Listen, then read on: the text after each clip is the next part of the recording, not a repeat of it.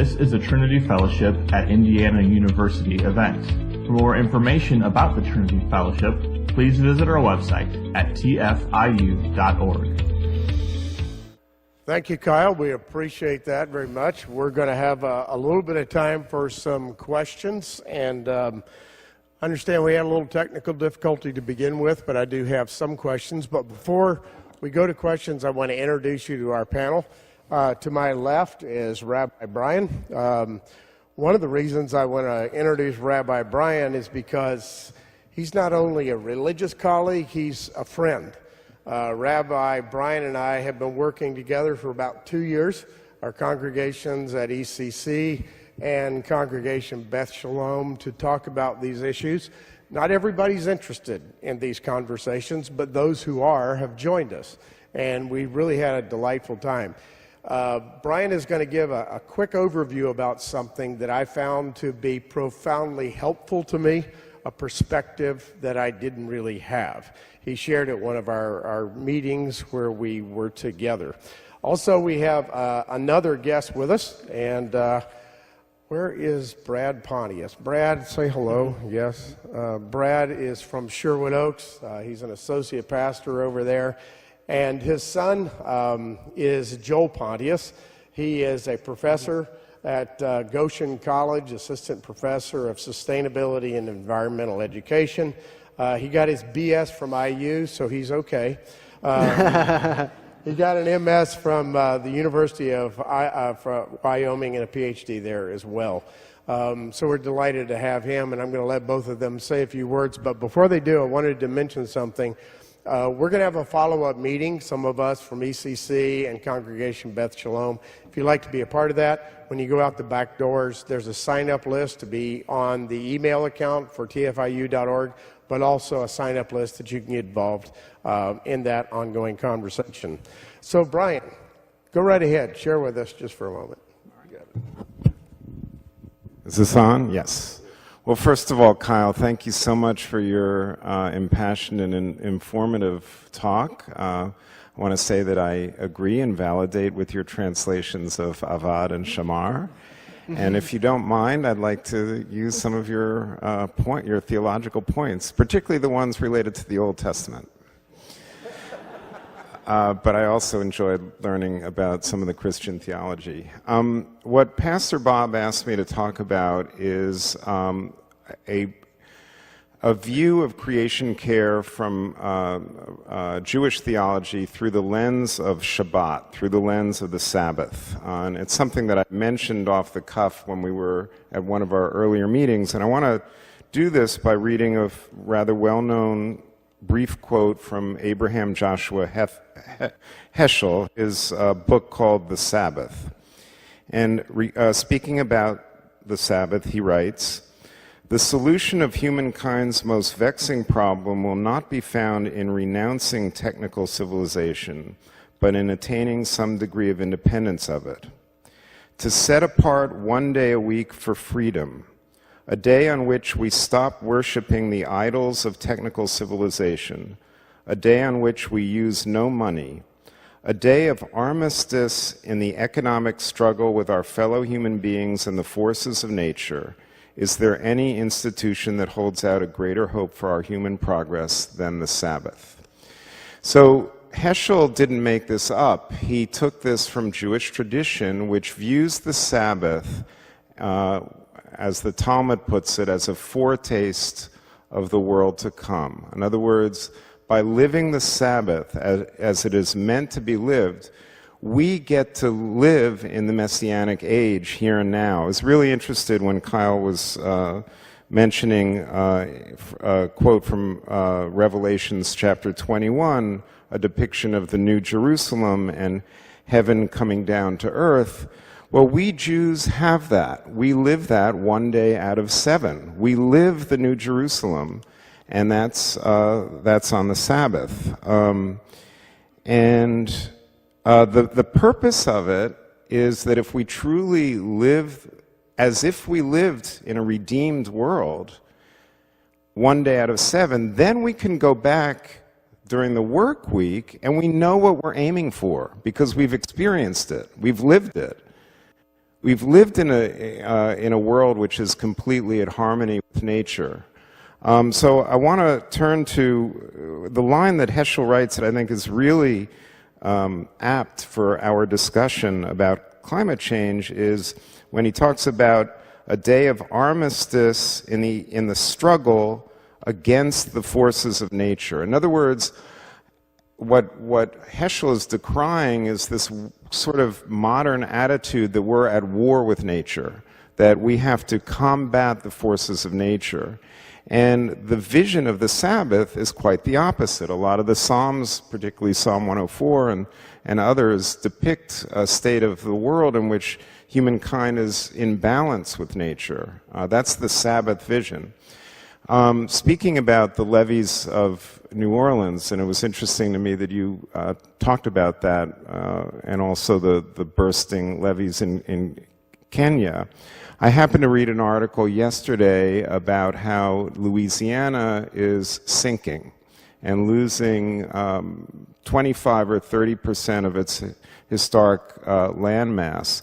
And one of the points that the article made is that in order to combat the flooding of the Mississippi, levees were constructed.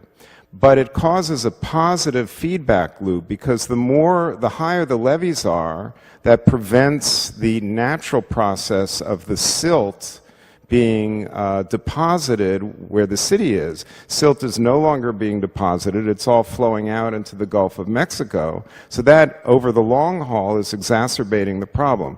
It's a little bit like using an air conditioner to to feel cool on summer days. In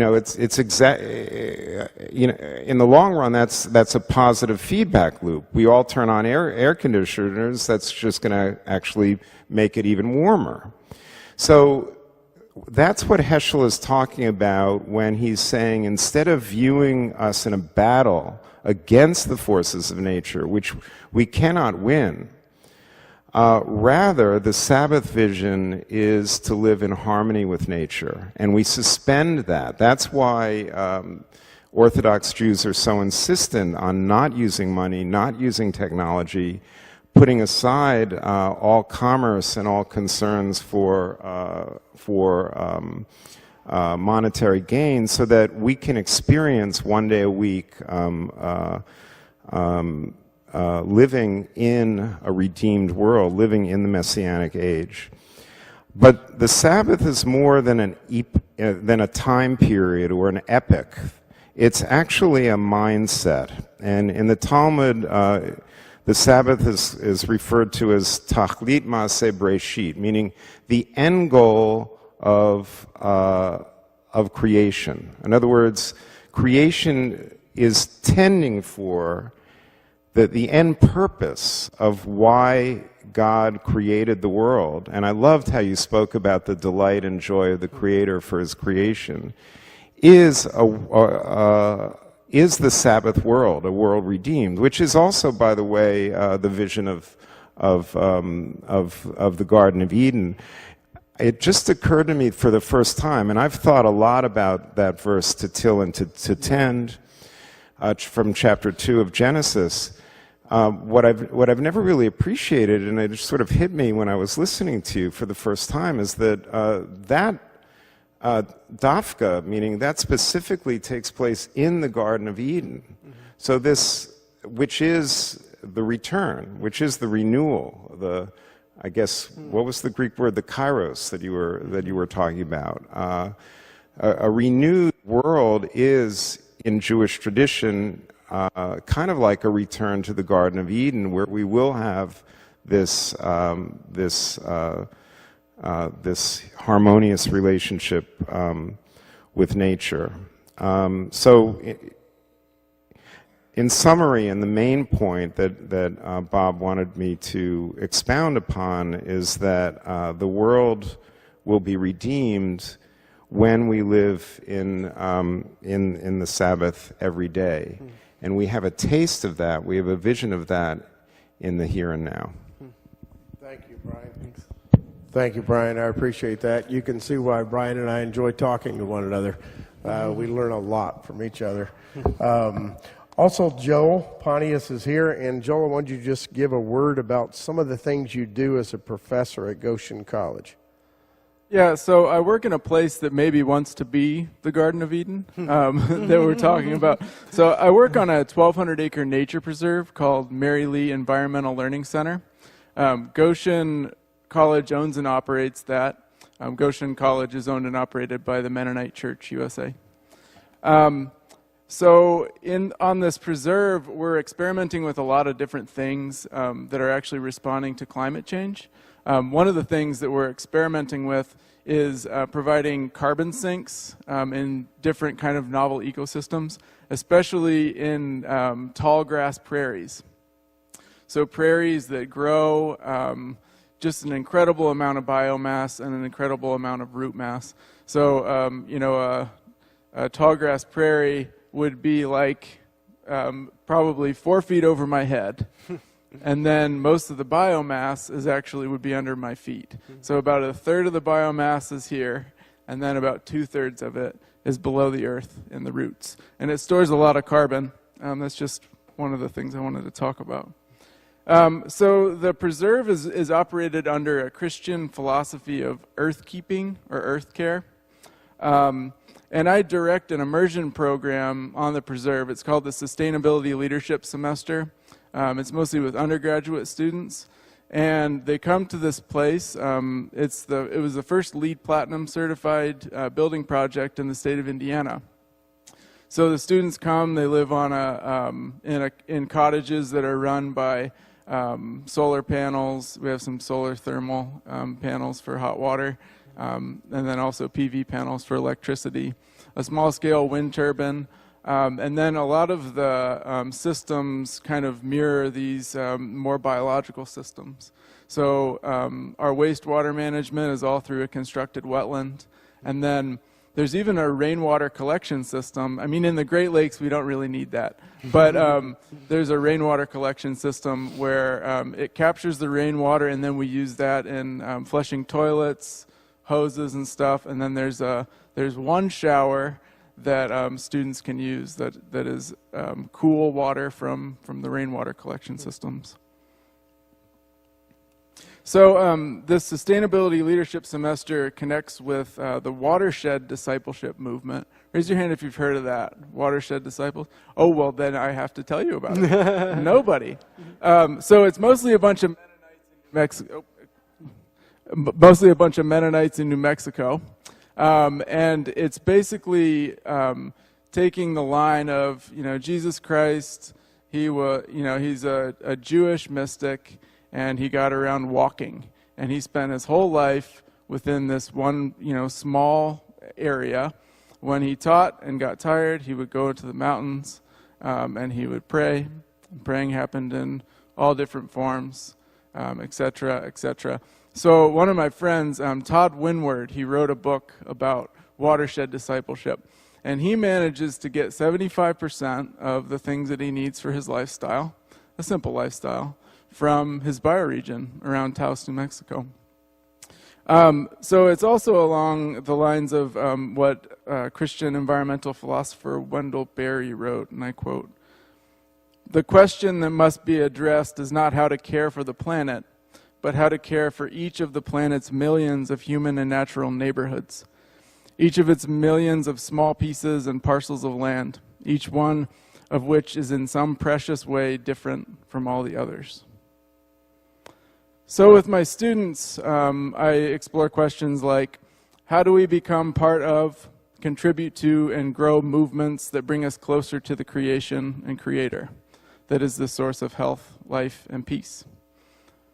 How can we move toward social and environmental justice in our spiritual, professional, everyday, and community lives? What does it look like to engage deeply with work in restoration and renewal of creation that includes cities, rivers, farmland, forest? And what does this regenerative look like within ourselves and our relationships with our neighbors and even our enemies?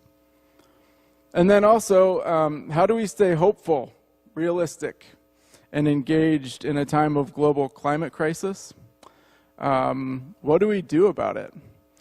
And, how do we stay hopeful when there's a looming threat of nuclear war? When we're living in a sea of plastics that we've created collectively and collectively have no idea what to do with. So I have the honor of working with students as we take on projects that mix kind of the spiritual, physical, emotional, and the creative, doing kind of, we call it redemptive work. So we found a dump in the middle of the woods, and we spent a lot of time moving a lot of material. And then we worked with a bunch of sculptors to create artwork out of some of the metal that couldn't be recycled, and we thought that was redeeming. Recently, we worked on an old building foundation. It was made of these really, really beautiful old bricks. They were on the edge of High Lake, the highest lake in the watershed, and we canoed out to this place, and we loaded up these canoes with bricks, and we couldn't get enough, so we went across the lake and unloaded them, and crossed the lake again and reloaded, and then we did that a couple more times. And then we built a labyrinth close to where the students live as a place for contemplative prayer. So just wanted to share those things. Thank you very much. I'm on again. Thank you very much. I could sit here and listen to you guys for a long time. I had bragged before we started this event that I was going to cut off all questions at 9 o'clock no matter what. I was wrong. There's no way to do that because we haven't even addressed one question. So here's what I want to do. I want to tell you that for the next 15 minutes, I promise that part, we're going to have a conversation. And if you want to leave before then, nobody is going to judge you, okay? We're not judging you if you want to leave before then. But here we go. Here's some of your questions. We couldn't get them all in. Anybody can address these. Sometimes you might want to avoid them. But anyway, here's the first question that came through. Why is so much of the evangelical church fixated on spirituality while neglecting material and justice needs of people? Who wants to pick that one up? He's got a mic. That feels like it's directed at me. Yeah, I don't want to talk a lot during this time because I feel like I talked enough. But just a word, I mean, this dualism of spiritual versus material is not biblical, it's Greek. It's the influence of Greek philosophy on the Christian faith, and it's made its way through lots of years and lots of, I would almost go so far as to call it syncretism, but I guess every religion, it's impossible to avoid some sort of syncretism because we interact with culture all the time. So this separation, I would say, is sub-biblical. It's not the teaching of Scripture, and it's frustrating to me that it's taken such a hold.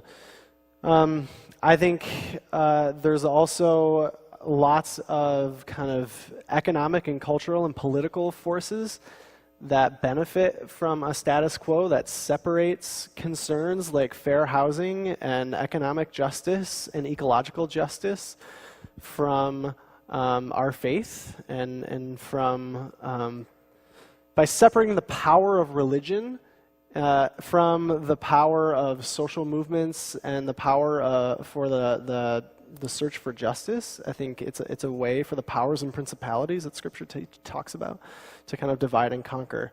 So those are just a couple thoughts, but I would love to hear others. Even though I'm the moderator, I'll jump in if you don't mind. First thing I want to say is it's not always been that way. Mm-hmm.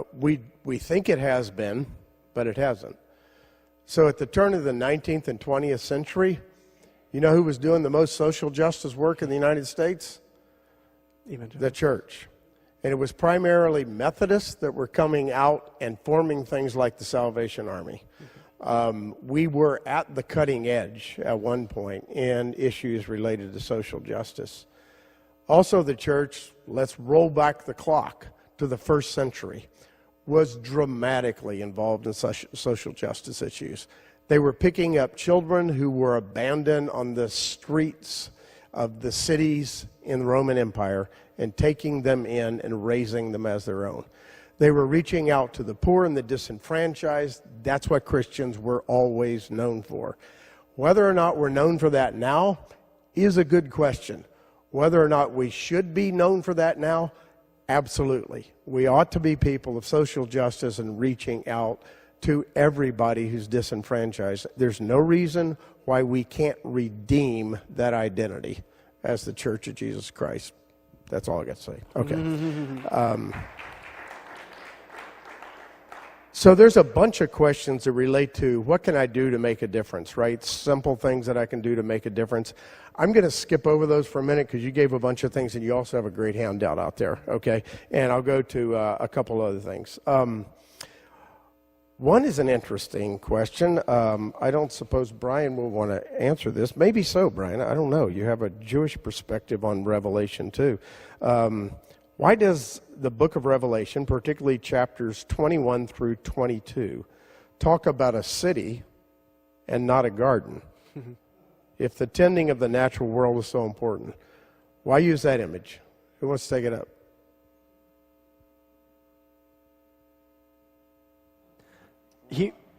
Go ahead. You need a mic.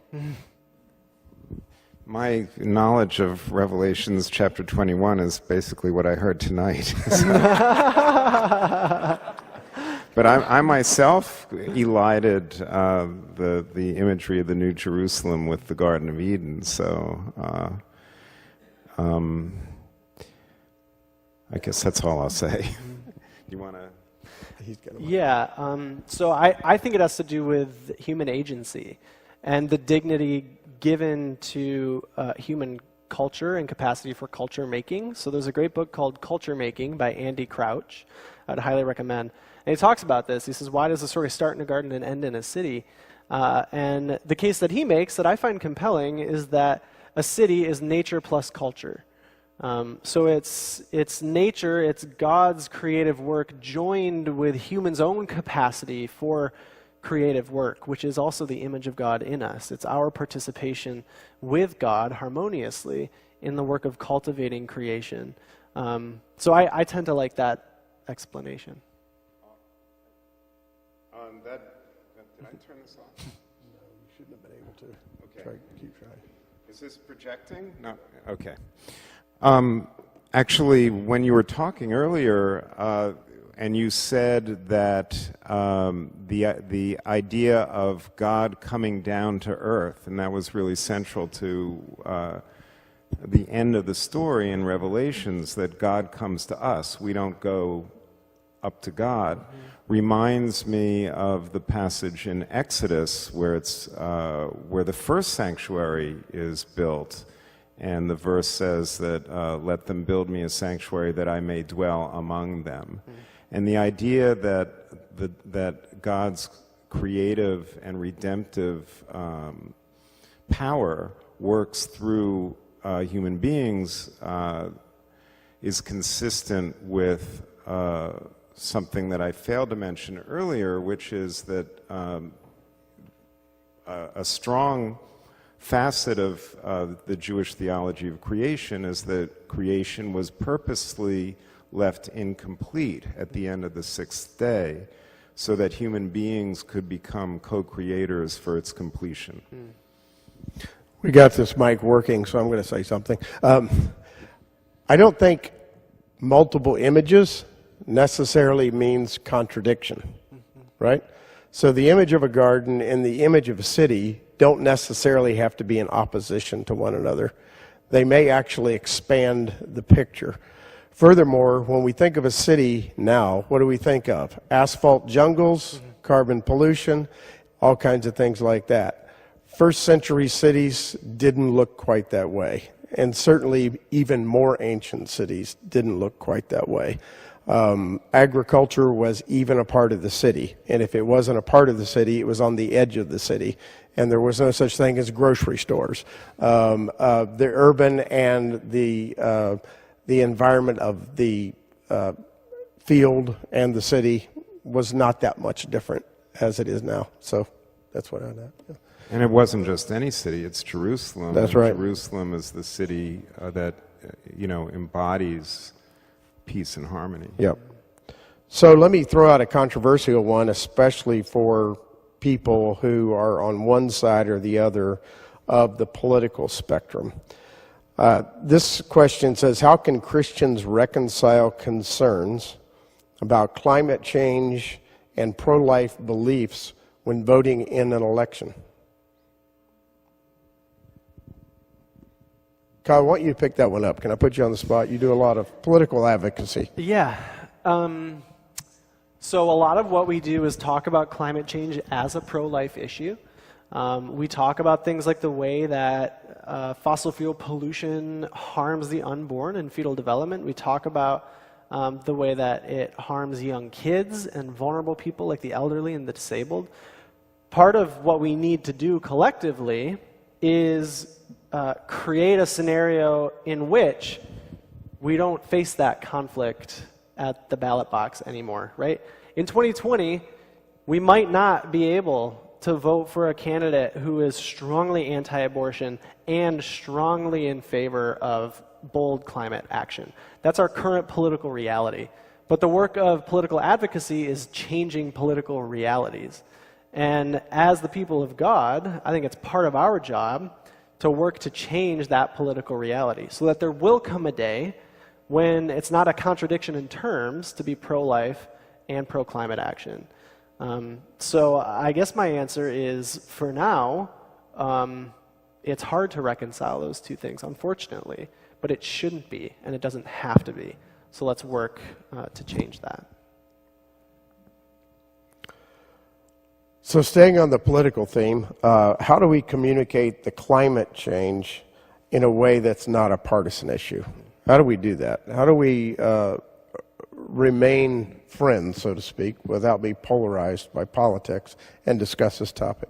So this is a really interesting topic because climate change isn't a political issue in any country in the world except for the United States. Mm-hmm. And then we also have a problem in the United States of having no idea what's going on in the rest of the world. So these are related things, right? Mm-hmm. Thank you. I'm not sure what to say.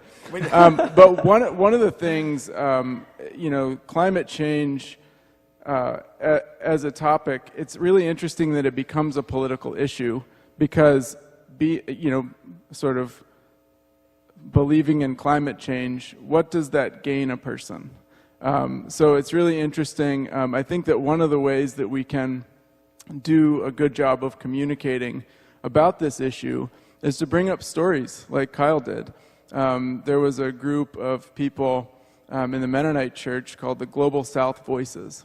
And the Mennonite Creation Care group that's run out of the Nature Center that I work at, they funded partly this group that went around the country and told their individual stories of being in the Global South and seeing the impacts of climate change. So I think that's one way, is just to kind of do a little bit of digging to, there are all kinds of amazing videos on YouTube of these climate events that are really insane. And also, I think it's really, who feels like they really understand the weather and how it works? We could all stand to do a little bit of digging. I think the weather is always fascinating. We can literally predict what the weather will be like 2 days from now if we understand how to read clouds. We can still do that. We can learn how to do that. And just getting into these kind of patterns and rhythms and asking these kinds of questions with other people that we might not see eye to eye with, I think that can lead to some change and interesting conversations. Okay, I got a time for a couple more, depending on how long our answers are. Here's an interesting question, Chuckle. Is recycling still a viable solution now that China is no longer accepting our recycling? I have no idea how to address that. Does anybody else want to? So yes, it is. There are several countries that do a really great job of recycling. Norway has a world-class recycling system, so does Sweden. We have the capacity to do that, but we'll have to do lots of work to create markets for recycling. So where there's no market for recyclables, then the whole the idea of sending our recyclables across the world, from the first place is just pretty insane. But if we can create markets, there are all kinds of sustainability-related jobs that are starting up in the United States, and if we can create that, maybe we have a shot at a good recycling system. Okay. This one actually is directed to you, Joel. I'm sorry. This is the third question for you. How does peacemaking relate to the topic of climate change? You're in a Mennonite context. Peacemaking is huge. Climate change is important to you. How do they integrate? Well, I have lots of friends who could answer that question much better than I can. But the question is, how does peacemaking and action on climate change? How does peacemaking relate to the topic of climate change? I think there are a lot of different ways. The climate crisis is going to cause all kinds of migrations, across the whole world. We're already seeing that. My wife is an immigration attorney, and she has been looking into what climate-based migration is looking like. So that's one of the ways. I think we have a lot of there are a lot of complex pieces of that. I'm going to stop before I say something that's going to be ridiculous. In Hebrew, the word for war, milchama, comes from the word lechem, which means bread, and that speaks to the linguistic factoid speaks to a truth that wars start over, many wars start over a fight for resources. So, need I say more? Yeah, I think it's pretty obvious. Yeah. Well, that's the end of our time. I promise you we get out of here at 9:15. I'm going to keep my promise. But here's the next thing to say. I guarantee you all of these gentlemen up here are willing to talk to you as long as you want. Isn't that right? No. Okay. They're willing to talk to you for a while, so you can ask some questions. Kyle's sleeping at my house, so he knows where he's going. It's a nice bed. You'll be okay. But if you'd like to ask them more questions, feel free to do so. And thank him for being here, will you?